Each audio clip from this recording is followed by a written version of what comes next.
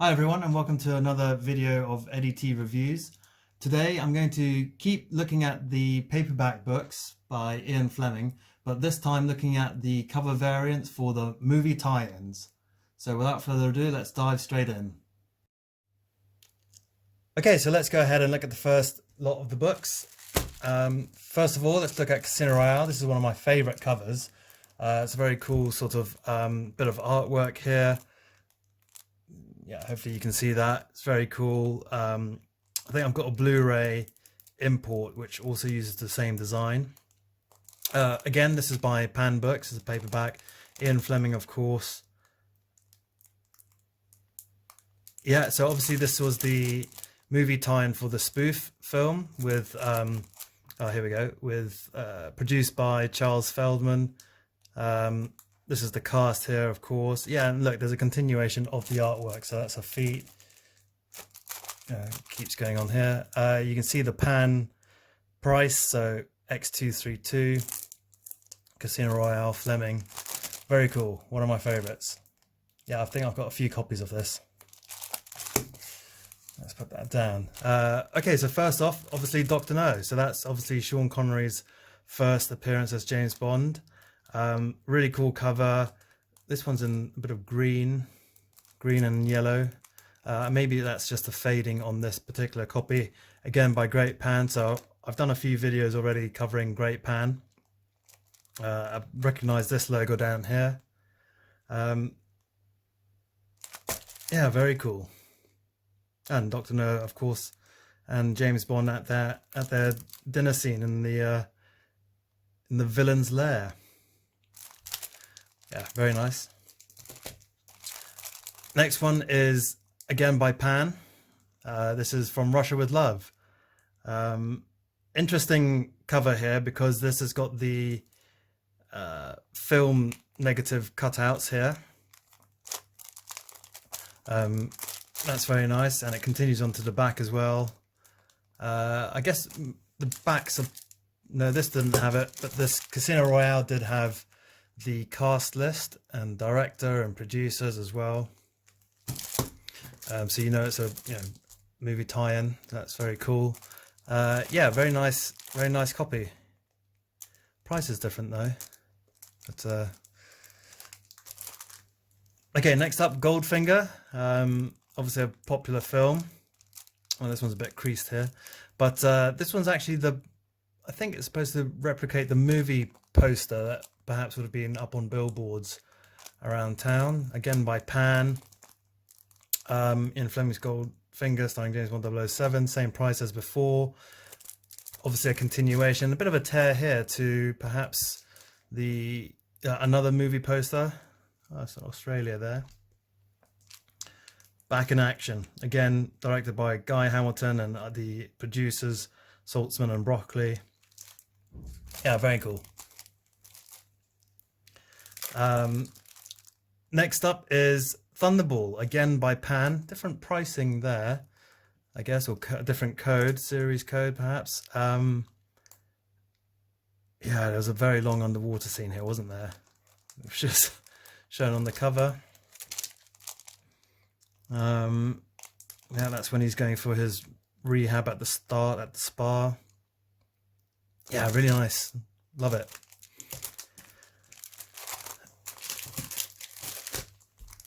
Next is You Only Live Twice. Obviously he goes on the cover as a fisherman, I believe, to infiltrate a rocket lair in Japan. So yeah, he's in his Navy uniform there. Yeah, it's just very nice that they use some of the photo stills from the film.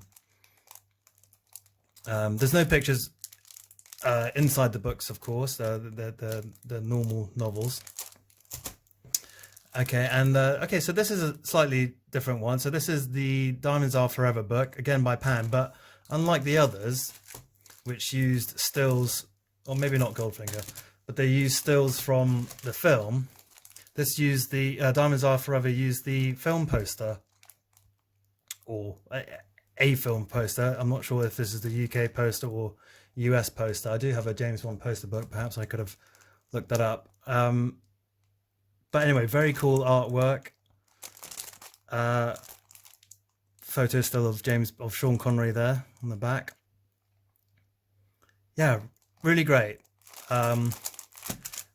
Let's go over to the next set. Okay, so now we've taken a look at the Sean Connery films. Let's continue looking at the movie tie-in series. Next up is On Her Majesty's Secret Service. This is obviously the one with George Lazenby. Another very cool cover. Pan books again. All the Bond women with allergies, I think, in the film. I think they had allergies, didn't they? That's why they went to the clinic up in the Piz Gloria. Pan A. First time I've seen a letter there. And it's the same picture on the back as on the reverse as well.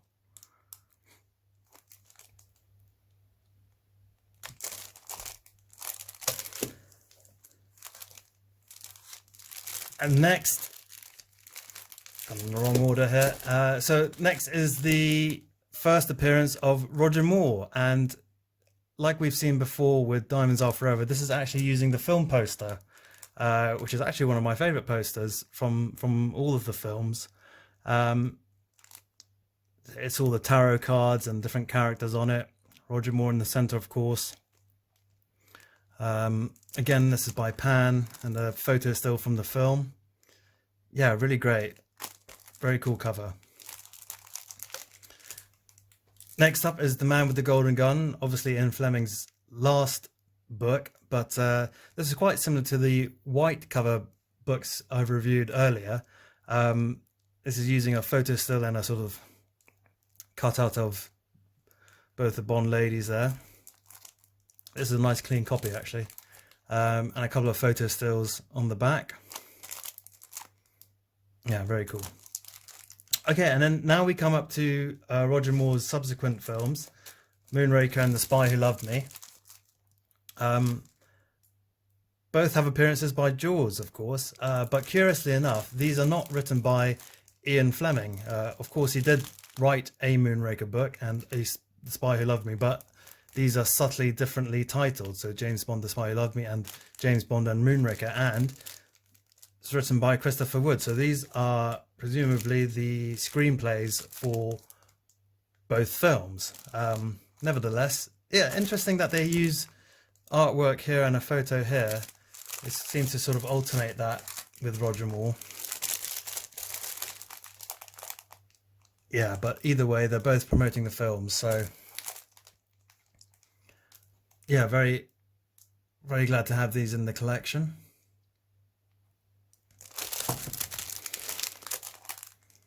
Very, very cool outfit. I always enjoyed Moonraker. It was pretty out of this world, no pun intended, but yeah, very nice. Of course, and what I forgot to mention was that in the Thunderball Pan paperback tie-in, some copies also included the letter that Domino sent to James Bond in the film. So what I have here is just a photocopy which I bought online. I'll leave it for you to read in your own time. You can pause the video, but just a cool little addition to include in the book,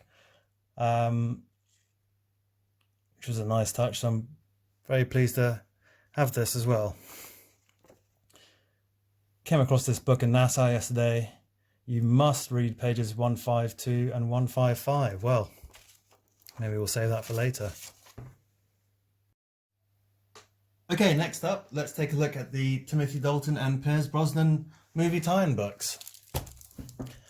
Okay, so here we go. So this first book here is License to Kill, published by Coronet here, and this is obviously the second appearance by Timothy Dalton, the first one being in The Living Daylights. Not sure if that was a short story, so they probably didn't release a movie tie-in with that.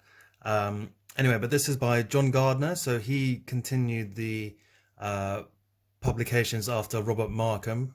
I think in another video I called him Kingsley Amos, I think, which is his real name, but Robert Markham was the next author to follow on from Ian Fleming. He wrote Colonel's Son. I'll do another video on that later. But this is a very cool copy. It's got some the shiny title for License to Kill here. James Bond is back. Nice clean spine there. Yeah, interesting back. It's not, doesn't really tell you who the cast is, other than Timothy Dalton, and sort of curious wedding photo there. Don't know if that's caught in the focus. And Bond on, or behind a boat being pulled on a jet ski, well, not jet ski, but on some water skis there. Yeah, very cool story, cool book. Right, now here we go. Next up is Pierce Brosnan and his series of films and movie tie-ins. So this is GoldenEye. I've actually got the hardback of this as well, so I'll probably add this at the end of the video. But very cool use of a sort of promotional photo of Pierce as Bond, again by John Gardner. Coronet as well, and some cool stills of Natalia, Xenia, and Alec Trevelyan. Oh, it's a pity here the barcode's been pulled, but doesn't matter. Yeah, very cool cover. I think the tagline for this was, or at least when the film came out, was Bond for the New Millennium, I think, although that was in '95. Next up is Tomorrow Never Dies, second Pierce Brosnan film. This time it's written by Raymond Benson, so he followed on from John Gardner to write the Bond continuation novels, based on the screenplay. Yeah, of course, I should have said GoldenEye, Tomorrow Never Dies, and all of the other Pierce Brosnan films weren't named after short stories or stories from the Fleming books.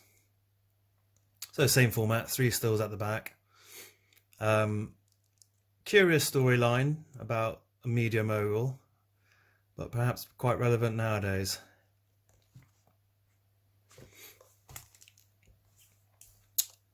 Third film was The World Is Not Enough. This came out around the millennium, I think, so 99. Raymond Benson again. I quite enjoyed it. This was the second appearance of Valentin Zukovsky, so Robbie Coltrane, in the film. There we go. That's him there. Yeah, quite a bit of an old school storyline. I think they steal some. There you go. Yeah, nuclear weapons. They steal a sub, I think. So quite sort of Roger Moore-esque storyline. And finally, Die Another Day. Again by Raymond Benson. Cool cover. I think these are all poster covers, really. Oh, they've increased the number of stills on the back this time, including Judi Dench as well. Yeah, great little set of books as well. So if you wanted to start a collection, this is a good starting point as well. Right. And just as a bonus, I did say I had the hardback of GoldenEye. I also have a film companion for The World Is Not Enough.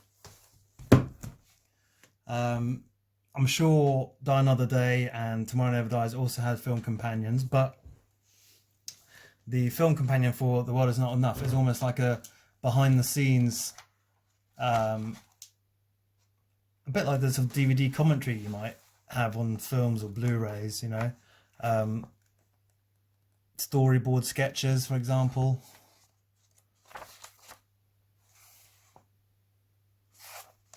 There we go, plenty of storyboards. So it's a very cool edition. The World Is Not Enough. And then this one is the GoldenEye book, and it's just the first release of the book itself, which is very cool. Yeah. So that's it. Thanks very much.